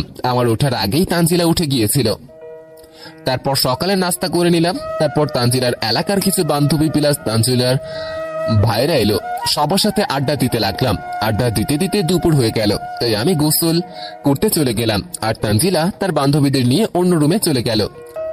গোসল করে এসে চেঞ্জ করে নিলাম। এরপর একটু বের হলাম। তানজিলাদের এলাকা আমাদের এলাকা পাশাপাশি, তাই একটু বাসার বাইরে বের হলাম। একটু ঘোরাঘুরি করে বাসায় চলে আসলাম। এসে সবার সাথে খেয়ে রুমে এসে দিলাম এক ঘুম, কারণ আমি ঘুম প্রিয় মানুষ। বিকালে কারো ডাকে ঘুম ভাঙলো। তাকিয়ে দেখি তানজিলা আমাকে ডাকছে। ওই ঘুম থেকে উঠে জিজ্ঞেস করলাম যে কেন ডাকতেছে। তখনই সে বলল যে তার বান্ধবীরা নাকি বলেছে ঘুরতে যাবে। আচ্ছা, রেডি হয়ে নিন, আর তাদেরও বলেন রেডি হয়ে নিতে। বলে আমি ফ্রেশ হতে চলে গেলাম। ফ্রেশ হয়ে এসে রেডি হয়ে নিলাম। তারপর সবাই মিলে ঘুরতে বের হলাম। অনেকক্ষণ ঘোরাঘুরি করে প্লাস খাওয়া দাওয়া করে সন্ধ্যার দিকে আবারও তানজিলাদের বাসায় চলে আসলাম। তারপর তানজিলার বান্ধবীরা চলে গেল। পরে রুমে গিয়ে ফ্রেশ হয়ে নিলাম। কিছুক্ষণ পর তানজিলা এসে ফ্রেশ হয়ে চলে গেল। তানজিলা যাওয়ার পরই ফারহানা কল দিল। একটা জিনিস বুঝলাম না, তানজিলা যাওয়ার পরই ফারহানা কল দেয়, আবার কথা বলা শেষ হলেই তানজিলা রুমে আসে। এসব ভাবতে ভাবতে কলটা কেটে গেল। তখন আমি কল ব্যাক করলাম। কল ব্যাক করে অনেকক্ষণ কথা বললাম। তারপর শুভরাত্রি বলে কল কেটে দিলাম। তারপর তানজিলা এসে খাবারের জন্য ডেকে গেল। আমি বললাম যে এখন আর কিছু খাওয়ার মতো জায়গা পেটে নেই বলে আমি শুয়ে পড়লাম। মাঝরাতে বুকের উপরে কিছু ভারী বস্তুর অনুভূতি হওয়ার ঘুম ভেঙে গেল। বুকের উপরে কি আছে তা দেখার জন্য মোবাইলের ফ্ল্যাশ অন করে বুকের দিকে ধরলাম। দেখি তানজিলা গুটি সুটি মেরে আমার বুকের উপরে মাথা দিয়ে শুয়ে আছে। তারপর আমি তানজিলার মাথা আমার বুক থেকে নামিয়ে বালিশের উপরে রাখি, আর আমি আরেকটা বালিশ নিয়ে সোফায় গিয়ে শুয়ে পড়ি। সকালে তানজিলার ডাকে ঘুম ভাঙে। ঘুম থেকে উঠে ফ্রেশ হয়ে নেই। তারপর তানজিলাকে বললাম, আচ্ছা একটা কথা কি জিজ্ঞেস করতে পারি, যদি কিছু মনে না করেন? জিজ্ঞেস করবেন, এতে পারমিশন নেওয়ার কি আছে? অফারটা হল আপনি আমার স্বামী। না, তাও যেহেতু প্রশ্নটা আপনার ব্যক্তিগত, তাই আর কি। আপনার কাছে আমার কোনো কিছু ব্যক্তিগত নয়। আমার সবকিছুর উপর যদি কারো অধিকার থেকে থাকে তাহলে সেটা আপনি। আর কোনো দ্বিধা না রেখে প্রশ্ন করতে পারেন। আচ্ছা, আপনি এই গৃহভাবে সেজে থাকেন কেন? তানজিলা কিছুটা অবাক হলো আমার কথা শুনে। তারপর হাসতে হাসতে বলল, এই কথা জিজ্ঞেস করার জন্য সে কখন থেকে নিজের মধ্যে ইতস্ততা বোধ করছিলেন? উত্তর না দিতে চাইলে দিতে হবে না, সেটা না হয় অন্য একদিন বলবেন। এখন মন খুলে হেসে নিন। আর বলছিলাম কি, যদি এইভাবে হাসতে থাকেন তাহলে মনে হয় আজকে আর নাস্তা পাবো না। সরি, আপনার কথা শুনে না হেসে পারলাম না। আর চলুন নাস্তা করবেন। আরেকটা কথা, এই সাজ শুধু আপনার জন্য। আপনি যেভাবে বলবেন আমি ঠিক সেভাবেই সাজবো, তাও আপনার জন্য, অন্য কারোর জন্য না। তারপর গিয়ে সকালে নাস্তা করে নিলাম, তারপর রুমে এসে মোবাইল গেম খেলতে শুরু করলাম। আমি কিন্তু ফ্রি ফায়ার খেলি, ততটা ভালো খেলি না, চাইলে আমাকে ফ্রেন্ড লিস্টে রাখতে পারেন। মাত্র প্লেনে উঠলাম, তারপর ব্রাজিলাতে নেমে লুট পার্টি শেষ করলাম। তখনই সামনে একটা এনিমি এলো, এনিমিকে গুলি করছি কিন্তু এনিমি মরছে না। যে দেখি নেট 999+ হয়ে আছে, আর বাসা থেকে মা কল দিয়েছে। কি আর করার, কল রিসিভ করলাম। রিসিভ করে বিরক্তি নিয়ে বললাম, কল দেওয়ার আর টাইম পেলে না, যা বলার তাড়াতাড়ি বলো। কেন? আমি তো অসময়ে কল দেইনি, ঠিক সময়েই কল দিয়েছি। তা কি করছিলি যে কল দেওয়ায় অসুবিধা হলো? গেম খেলতেছিলাম, তুমি কল দিয়েছো এমন সময় যখন আমি এনিমির সামনে ছিলাম, যখন এনিমি আমাকে মেরে ফেলেছে, তাও তোমার জন্য। এখন তুই বিয়ে করেছিস, তাও এই গেম খেলা বাদ দিলি না? যাক, সেসব কথা বাদ দে। কবে বাসায় ফিরবি? বৌমাকে ছাড়া বাসাটা ফাঁকা ফাঁকা লাগছে। যা বাবা, বিয়ে করলাম 2 দিনও হলো না, এখন থেকেই আমাকে ভুলে গেলে আর নিজের বৌমাকে নিয়ে মাতামাতি করছো। আর আমরা আজকে বিকেলে ঢাকা ফিরবো, আগামী সপ্তাহ থেকে আবার আমার টেস্ট পরীক্ষা। আচ্ছা, সাবধানে ফিরিস। নাকি গাড়ি পাঠিয়ে দিব? পাঠিয়ে দিলে ভালো হয়, খারাপ না। মায়ের সাথে কথা বলছিলাম, তখনই আবার ফারহানা কল দিল। তখন মাকে বললাম, মা কলটা কেটে দাও, তোমার বৌমা কল দিয়েছে। কি এখন তো বলছিস? বৌমা তো তোর সাথেই আছে। আরে মা, এটা ভার্সিটির ওই মেয়েটা। ও আচ্ছা, কল কেটে দিলাম। বলে কল কেটে দিল, আর ফারহানার কলও কেটে গেল। তারপর আমি কল ব্যাক করলাম। কল ব্যাক করে অনেকক্ষণ কথা বললাম। কথা বলা শেষ করে ভাবতে লাগলাম, মাকে বললাম যে ভার্সিটির ওই মেয়েটা, তাও তো কিছু বললো না। আবার এইদিকে যখন তানজিলা রুম থেকে বের হয়ে যায়, তখনই ফারহানার কল আসে। আবার ফারহানার সাথে কথা বলা শেষ হওয়ার সাথে সাথেই তানজিলা রুমে আসে। আর তার থেকে বড় কথা হলো, রুমে এসে একটা মুচকি হাসি দেয়, আর হাসিটাও বেশ রহস্যময়। সবকিছু যেমন রহস্যের মায়ে জড়িয়ে যাচ্ছে। এইসবই ভাবছিলাম, তখনই শ্বশুর মশাইয়ের আগমন। এসে বললেন, বাবা ভাইম, কেমন আছো? আসসালামু আলাইকুম। জি ভালো আছি, আপনি? ওয়ালাইকুম আসসালাম, আমিও ভালো আছি। তা তোমার এখানে কোনো সমস্যা হচ্ছে না তো? না, কোনো সমস্যা হচ্ছে না, আর হবেই বা কেন? দেখতে গেলে তো এটা আমার নিজেরই এলাকায়, আর সমস্যা হলে তো তানজিলা আছেই। তা ঠিক। জানো কি বাবা, আমার মেয়েটা তোমাকে নিজের জীবনের চেয়েও বেশি ভালোবাসে। তাকে কখনো কষ্ট দিও না। যদি সে তোমার দেওয়া আঘাত সহ্য করতে না পেরে কিছু একটা করে বসে, আমি জানি আমার মেয়ের সাথে তোমার মানিয়ে নিতে একটু সমস্যা হবে, কারণ তুমি শহরে ছেলে আর তোমার চলাফেরাও অন্যরকম। আর তানজিনা গ্রামের মেয়ে, কিছুদিন হলো শহরে একটা ভার্সিটিতে পড়ালেখা করে। এই ভার্সিটিতে এবার ইন্টার প্রথম বর্ষে। তানজিলা শহরে পড়াশোনা করে, তাও আবার আমার কলেজে। কই, কখনো তো তাকে দেখিনি। তোমার কলেজ মানে? আসলে আমিও ওই ভার্সিটিতেই পড়ি, এবার অনার্স ফাইনাল ইয়ারে। আমি তো কখনো তানজিলাকে দেখিনি। আসলে বাবা, আমার মেয়ে তোমাকে অনেক বেশি ভালোবাসে, তাই সে সবসময় পর্দায় থাকতো। কারণ সে চেয়েছিল তার রূপ দেখার প্রথম ব্যক্তি তুমি হবে, তাই সে সবসময় বোরকা পরে ভার্সিটিতে যেত। তাই হয়তো তুমি চিনতে পারোনি। তা হতেও পারে। আচ্ছা বাবা, দুপুরে খাবারের সময় হয়ে যাচ্ছে, তুমি গিয়ে গোসলটা সেরে নাও। আমিও গিয়ে গোসল সেরে নামাজ পড়ে নিই বলে তিনি চলে গেলেন, আর আমিও চলে গেলাম গোসল করতে। গোসল করে এসে চেঞ্জ করেছিলাম, এমন সময় তানজিনা আমার রুমে এলো। আমি শুধু প্যান্ট পরেছিলাম, শার্ট পরবে এমন সময় তানজিনা আসে। আমি তাকে দেখে চিৎকার করতে নিলা, সে এসে আমার মুখ হাত দিয়ে চেপে ধরে আর হাসতে হাসতে বলতে শুরু করে, আরে আরে, আপনি চেঁচাতে যাচ্ছিলেন কেন? কি করবো বলুন? মুখ হাত দিয়ে চেপে রেখেছে, কথা বলবো কেমনে?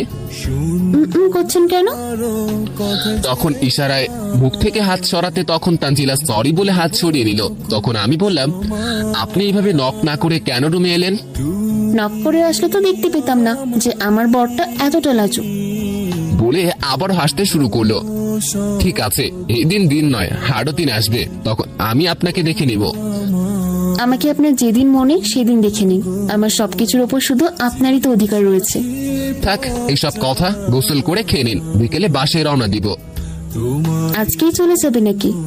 আপনি চাইলে থাকতেই পারেন, আমার কোনো আপত্তি নেই, কিন্তু আমাকে আজকেই ফিরতে হবে। আপনি চলে গেলে আমি থেকে কি করব?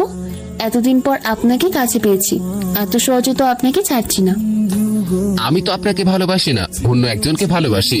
যখন তাকে বিয়ে করব তখন কি করবেন? সেটা সময় বলে দিবে যে আমি আপনার স্ত্রী থাকবো নাকি আপনি আমাকে ছেড়ে অন্য কারো হয়ে যাবেন। মানে বুঝলাম না, যদি বুঝিয়ে বলতেন। সময় আপনাকে সব বুঝিয়ে দিবে। বলে গোসল করতে চলে গেল। আর আমি আবুলের মতো বসে ভাবতে লাগলাম যে কি এমন কথা যা সবাই আমার থেকে লুকিয়ে যাচ্ছে। সেই কথা কি যা সময় হলেই আমি বুঝতে পারবো। এসবই ভাবতে ভাবতে মাথায় একটা আইডিয়া এলো, আশা করি এটাতেই কাজ হয়ে যাবে। আর বাসায় গিয়ে সেটা অবলম্বন করতে হবে। তারপর ভাবনার জগৎ থেকে বের হলাম। বের হয়ে দেখি তানজিলার ড্রেসিং টেবিলের সামনে দাঁড়িয়ে চুল ঠিক করছিল। তখন আমি ফোন নিয়ে ঘাটাঘাটি করছিলাম। কি মনে করে যেন ফারহানাকে কল দিলাম, রিং হলো কিন্তু রিসিভ করলো না। 2-3 বার কল দিলাম, প্রতিবারই রিং হচ্ছে কিন্তু রিসিভ করেনি। তারপর তানজিলা রেডি হয়ে নিলে দুপুরের খাবার খাওয়ার জন্য খাবার টেবিলে চলে যাই। শ্বশুর শাশুড়ির সাথে বসে খাবার খেয়ে নিলাম। তারপর আমি বললাম, শ্বশুর আব্বা, বলছিলাম কি আজকে আমাদের ফিরতে হবে। এখানে কি সমস্যা হচ্ছে নাকি যে 2 দিন থেকে চলে যেতে চাইছো? না, কোনো সমস্যা হচ্ছে না। আর আপনারা তো জানেনই যে আমার পড়াশোনা এখনো শেষ হয়নি।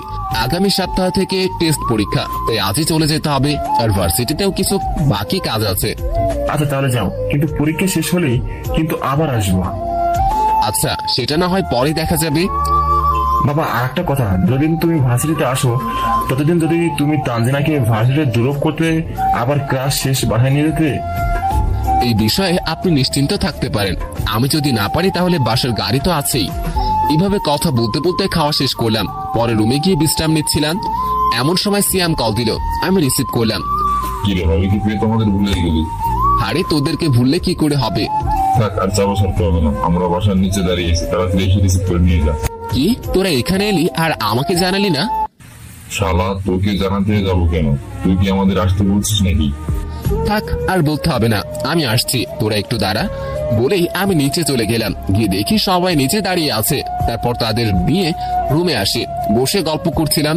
তখন তানজিলা এসে তাদের ফ্রেশ হয়ে খেতে বলল। তারপর তারা ফ্রেশ হয়ে খেতে চলে গেল। তখন বসে মোবাইল হাতে নিয়ে ফারহানাকে কল দিলাম। 3-4 বার কল দিলাম, রিং হলো কিন্তু রিসিভ করলো না। তাই মনটা খারাপ হয়ে গেল। কখন যে চোখটা লেগে গেল বুঝতেই পারিনি। সিয়ামরা খাওয়া দাওয়া শেষ করে এসে আমাকে ডাকতে শুরু করলো। তারপর ঘুম থেকে উঠতেই শালারা আমাকে নিয়ে মজা করা শুরু করে দিল। কিরে, এই সময় ঘুমাচ্ছিস? ব্যাপার কি মামা? বলে সবাই হাসিতে গড়াগড়ি করছে। এদিকে আমার আর তানজিনার অবস্থা কে দেখে। আরে এখন থেকে আর মজা নিস না, মজা নেওয়ার অনেক সময় আছে। যা, ফ্রেশ হয়ে তাড়াতাড়ি রেডি হয়ে নে, আমরা নিচে গিয়ে আঙ্কেল আন্টির সাথে কথা বলি। তারপর আমি গিয়ে ফ্রেশ হয়ে রেডি হয়ে নিলাম। আর তানজিলাকেও বললাম ব্যাগ গুছিয়ে রেডি হয়ে নিতে। বলেই আমি নিচে চলে আসি। কিছুক্ষণ পর তানজিলা রেডি হয়ে নিচে চলে আসে। তারপর সবার থেকে বিদায় নিয়ে বের হলাম। বাইরে এসে দেখি গাড়ি 2টা, আর তার মধ্যে একটা আমার ফেভারিট, মানে যেটা আমি সবসময় ব্যবহার করি। কিরে, গাড়ি 2টা কেন এখানে? একটা গাড়িতে তুই আর ভাবি যাবি, আর একটা আমরা যাবো। ওই শালা, আমি কি গাড়ি চালাতে পারি নাকি? তুই গাড়ি চালাতে পারিস না? আমি ইশারায় সিয়ামকে থামতে বলতে বললাম, যেন কিছু না বলে। তখনই আমার কথা শুনে তানজিলা অট্ট হাসি দিতে লাগলো আর বলতে লাগলো, আপনি কি গাড়ি চালাতে পারেন না? না, কেন, আপনি পারেন নাকি? হ্যাঁ, আমি খুব সুন্দরভাবে গাড়ি চালাতে পারি। ওহ, তাহলে আপনি চালান। আরে না না, আমি কখনো মেইন রোডে গাড়ি চালাইনি। তাতে কি হয়েছে, আজকে চালাবেন, তাহলে এটাই ফাইনাল, আপনি গাড়ি চালাবেন। আচ্ছা বাবা, ঠিক আছে, আমি গাড়ি চালাবো। তারপর তানজিলা গাড়ি চালাতে শুরু করলো। কিছু দূর যেতেই একটা রিক্সার সাথে লাগিয়ে দিল, কারণ ড্রাইভ করার সময় কথা বলছিলাম, তো তাই সে খেয়াল করেনি। তারপর আমি তাকে বললাম, আপনি আমার সিটে আসুন, আমি ড্রাইভিং সিটে যাচ্ছি। কেন কেন? সামনে তাকে দেখুন, পুলিশ এদিকেই আসছে। তারপর আমরা সিট অদল বদল করলাম। তারপর পুলিশ এসে জিজ্ঞেস করলো, ওই মিয়া, গাড়ি কি দেখে চালাতে পারেন না নাকি? সরি স্যার, ভুল হয়ে গেছে। ড্রাইভিং লাইসেন্স দেখি।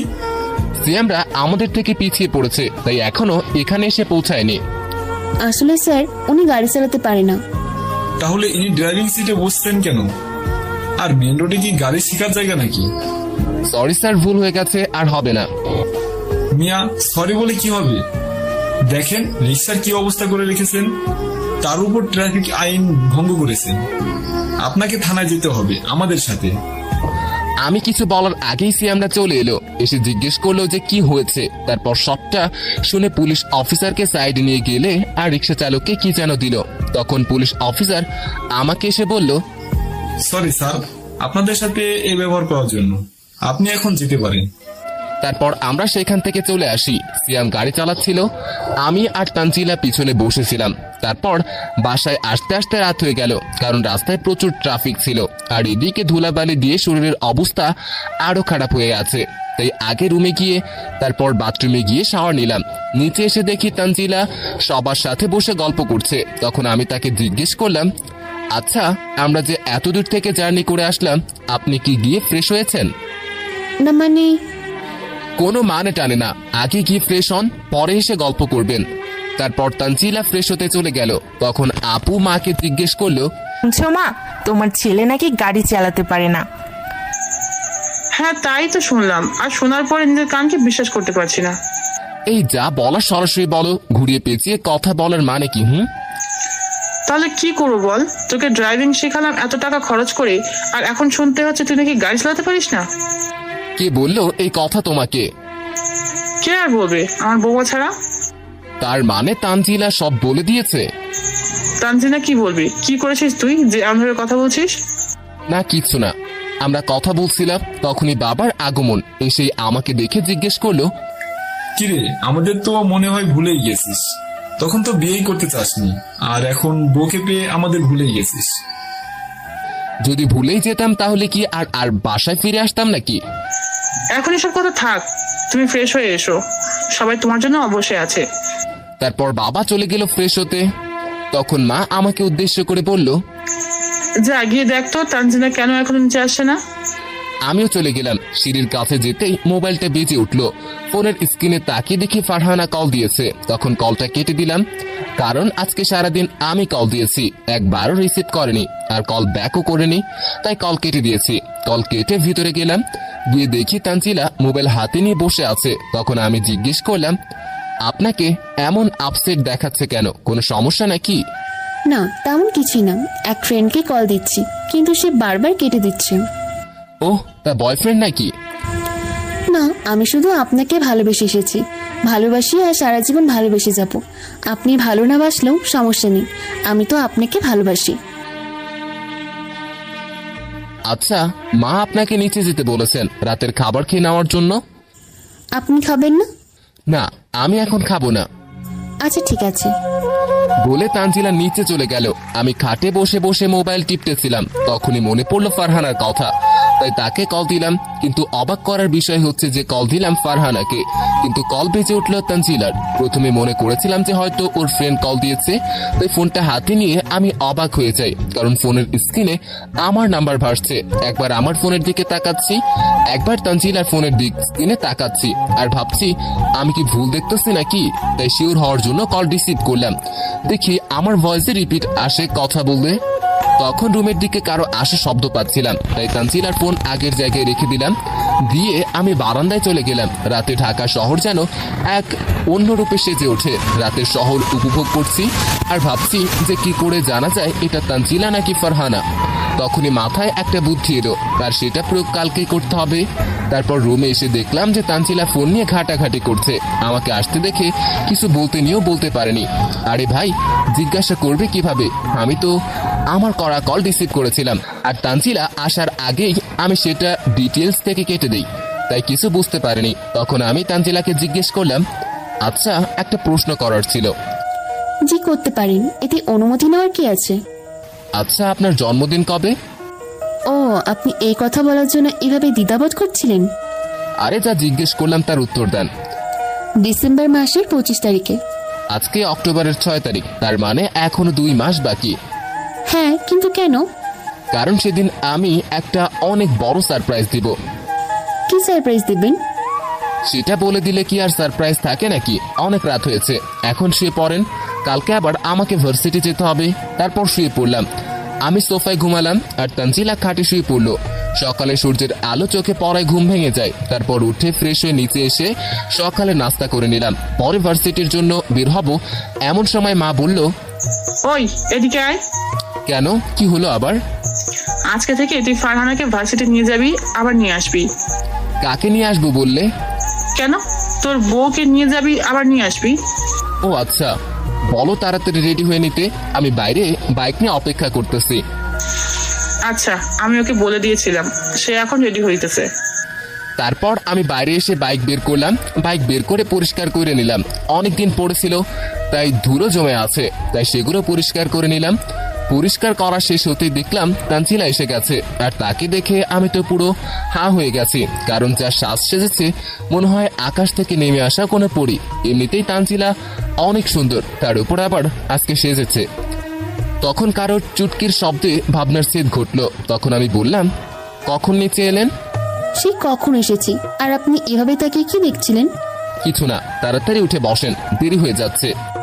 উঠবো তো, এত তাড়া কিসের? আপনি উঠবেন নাকি আমি চলে যাব?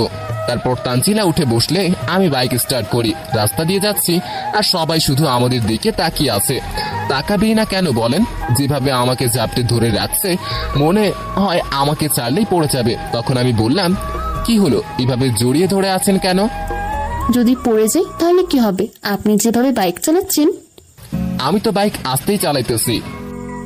ও তাই নাকি? তারপর আপন মনে বাইক চালাতে লাগলাম। কিছুক্ষণ পর ভার্সিটি পৌঁছে গেলাম। পরে তানজিনাকে নামিয়ে দিয়ে আমি বন্ধুদের সাথে আড্ডা দিতে ক্যাম্পাসের বড় গাছটার নিচে চলে গেলাম। কিছুক্ষণ আড্ডা দেওয়ার পর ক্লাসের সময় হয়ে গেল। তখন সিয়াম বলল, বস চল ক্লাসে যাই। না রে, আজকে ক্লাস করব না, চল আজকে তোদের স্পেশাল ট্রিট দিব। এটা আবার কেমন ট্রিট? আরে চল, গেলেই দেখতে পাবি। আর তোদের আজকে একজনের সাথে পরিচয় করিয়ে দিব। কে সেই ব্যক্তি? আরে চল তো, গেলেই দেখতে পারবি। তারপর একটা রেস্টুরেন্টে গেলাম, সেখানে গিয়ে ওদেরকে নিয়ে একটা টেবিলে বসলাম। তারপর অর্ডার দিলাম। কিছুক্ষণ পর খাবার খাচ্ছিলাম, এমন সময় একটা মেয়ে আসলো। তখন মেয়েটার সাথে কুশল বিনিময় করে নিলাম। তারপর সবাইকে উদ্দেশ্য করে বললাম, দোস্ত, তোদের বলেছিলাম না একজনের সাথে পরিচয় করিয়ে দিব আজকে? এই দেখ, আমার ভালোবাসা ফারহানা, যাকে আমি ভালোবাসি। এই কথা বলতেই সবাই একসাথে ভীষণ খেলো। আমি বললাম, কি হলো, পানি খেয়ে নে। আর তোরা এইভাবে অবাক হচ্ছিস কিল্লাই? এটা ভালো না। হ্যাঁ কেন? এটা ফলানো হতেই পারে না, তানজিলা নাম তো ফলানো। সেটা আমিও জানি, এখন শুধু তোরা জানিস যে এই হচ্ছে ফারহানা।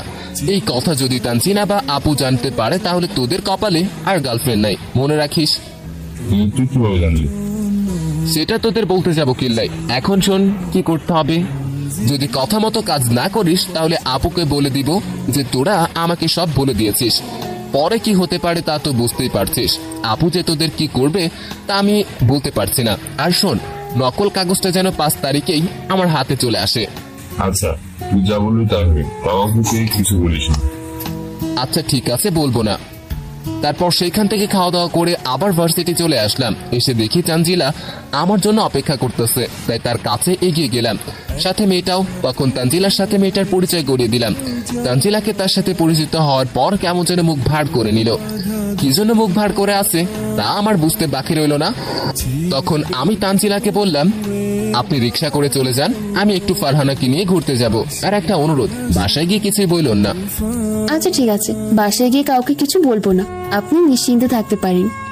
ধন্যবাদ, এই না হলে আমার। তারপর তানজিলাকে একটা রিক্সায় তুলে দিলাম। তানজিলা যাওয়ার পরে মেয়েটা বলল, দেখ দোস্ত, পরে আবার তুই যা করতে চাচ্ছিস তার বিপরীত হবে না তো? আরে তুই এটা নিয়ে ভাবিস না, যেটা করতে চাইছে সেটাই হবে, আর কোনো বিপরীত হবে না, নিশ্চিন্ত থাকতে পারিস। তারপর তাকে একটা রিক্সা ডেকে উঠিয়ে দিয়ে আমি বাইক নিয়ে বাসার উদ্দেশ্যে রওনা দিলাম। বাসায় আসার পর মা বলল, কি রে তানজিনার কি হয়েছে রে? কেন? মেয়েটা ভার্সিটি থেকে আসার পর থেকে রুমে গিয়ে দরজা বন্ধ করে বসে আছে। অনেক ডাকলাম কিন্তু দরজা খুললো না, দুপুরের খাবারও খায়নি। আচ্ছা, তুমি একটা প্লেটে খাবার বেড়ে দাও, আমি দেখতেছি। তারপর মা একটা প্লেটে খাবার বেড়ে দিল। আমি খাবার নিয়ে উপরে গিয়ে দেখি রুমের দরজা বন্ধ, তাই তাকে ডাক দিলাম। 3 বার ডাক দেওয়ার পর দরজা খুলে দিল। তখন একটা ধমক দিয়ে বললাম, দরজা খুলতে এতক্ষণ লাগে নাকি? আমার ধমক শুনে তানজিলা কেঁপে উঠলো। এখানে এসে বসেন, বসে খাবার খেয়ে নেন। আমি খাবো না, আমার ক্ষুধা নেই। আপনার ক্ষুধা আছে নাকি আমি তা জানতে চাইনি, আমি আপনাকে খেতে বলেছি, দ্যাটস ইট। এইভাবেই আমাদের দিন কাটতে লাগতো। এখন আগের থেকে তানজিলাকে বেশি জ্বালাই, প্রতিদিন মেয়েটাকে নিয়ে ঘোরাঘুরি করি। তানজিলা এগুলো দেখার পরও তার মুখ দেখার মতো ছিল। তারপর কিছুক্ষণ কথা বলে ফোন রেখে দিলাম। তানজিলা মন খারাপ করে রুম থেকে চলে গেল। আমি পড়া শেষ করে নিচে গিয়ে ডিনার করে নিলাম। তারপর এসে ঘুমিয়ে পড়লাম। সকালে ঘুম থেকে উঠে ফ্রেশ হয়ে নিলাম, তারপর রেডি হয়ে চলে গেলাম ভার্সিটিতে। আমাদের পরীক্ষা চলায় ইন্টারের ক্লাস হবে না, তাই তানজিলাকে নিয়ে যেতে হয়নি। ভালোভাবে পরীক্ষা দিলাম, প্রশ্ন খুবই সহজ হয়েছিল, তাই সবই দিয়ে এসেছি। এইভাবে ভালোভাবে সব পরীক্ষা দিলাম। আজকে 23 তারিখ, আর 2 দিন বাকি তানজিলার জন্মদিনের। তাই বিকেলে সবাইকে বললাম আড্ডার জায়গায় চলে আসতে। তারপর বিকেলে সেখানে চলে গেলাম।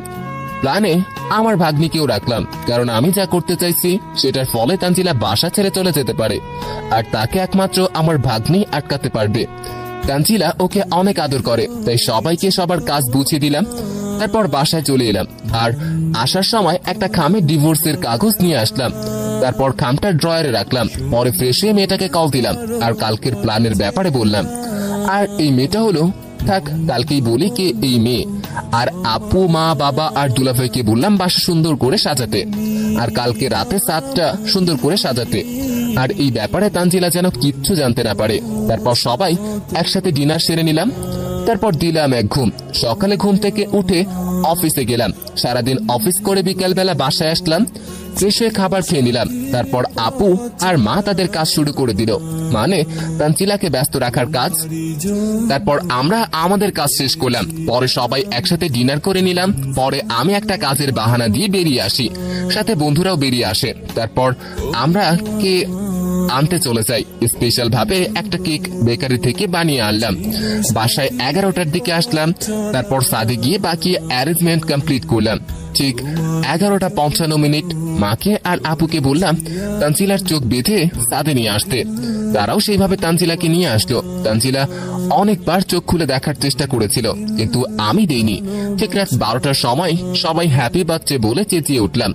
তখন তানজিলা চোখের বাঁধন খোলা হলো, সাথে সাথেই সব লাইট জ্বলে উঠলো। তানজিলা সব আয়োজন দেখে সেখানে ফারহানার হয়ে অভিনয় করা মেয়েটা, মানে আমার ফ্রেন্ড ছিল। তারপর কেক কাটা হলো। সবাই তানজিলাকে কেক খাইয়ে দিল, তানজিলাও সবাইকে কেক খাইয়ে দিল। তারপর তানজিলার হাতে সেই খামটা দিলাম। খামটা দেখে তানজিলা আমার দিকে জিজ্ঞাসার দৃষ্টিতে তাকালো। আমি বললাম, তোমাকে বলেছিলাম না যে আমি ফারহানাকে বিয়ে করব? তাই তো আমাদের ডিভোর্স হওয়া দরকার, তাই এটাতে ডিভোর্স পেপার আছে, সাইন করে দাও।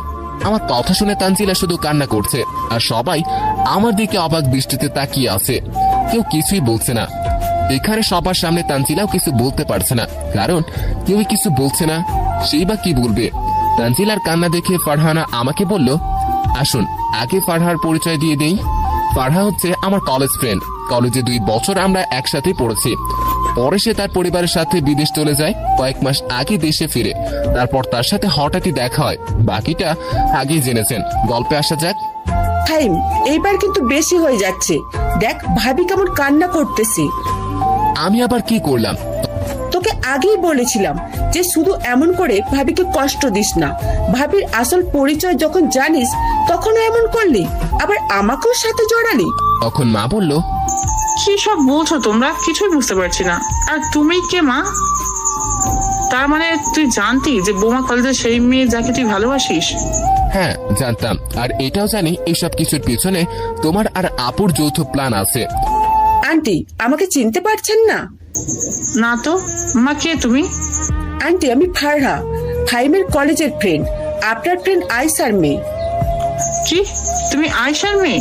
কতদিন পর তোমাকে দেখলাম। মা বাকি কথা পরে বইও, এখন তোমার বৌমাকে সামলাও। আমি কিল্লে সামলাবো? তুই এরকম করছস, এখন তুই সামলা। আমি এখন আমার মেয়ের সাথে কথা বলবো। কতদিন পর দেখলাম। আচ্ছা কি আর করার, তাহলে মহারানীর রাগ এখন আমাকেই ভাঙাতে হবে। দেখি তানজিলা সাদে নাই, তাই নিচে চলে এলাম। রুমে গিয়ে দেখি তানজিলা বালিশে মুখ গুজে কান্না করতেছে। তখন আমি গিয়ে তানজিলাকে বললাম, কি হলো, নিচে চলে আসলে কেন? সবাই তো উপরে আছে। আপনি এখানে কিনলে আপনার ফারহানার কাছে যান। আমার যার কাছে যাওয়ার কথা তার কাছেই তো এসেছি। মানে আমি তো আমার ভালোবাসার মানুষের কাছে এসেছি। ওই আপুটাকে তো দেখছি না। তার মানে ম্যাডাম আপনি কিছুই শোনেন নাই। আসলে ও হচ্ছে আমার ফ্রেন্ড ফারহা, ইউকে থেকে এসেছে কিছুদিন হলো। তার সাথে তার স্বামী আলীও এসেছে। তারপর বাকি সবকিছু খুলে বললাম। আমার কিছুই করার নেই, আমি কালকেই আমার বাড়ি চলে যাব। আপনি থাকেন আপনার জানুকে নিয়ে। তুমি চলে গেলে আমি আমার জানুকে কই পাবো, আর কেমনে নিয়ে থাকবো? তা আমি কিভাবে জানু? দেখাচ্ছে কিভাবে জানবে, দেখাচ্ছে মজা, বাকিটা ইতিহাস।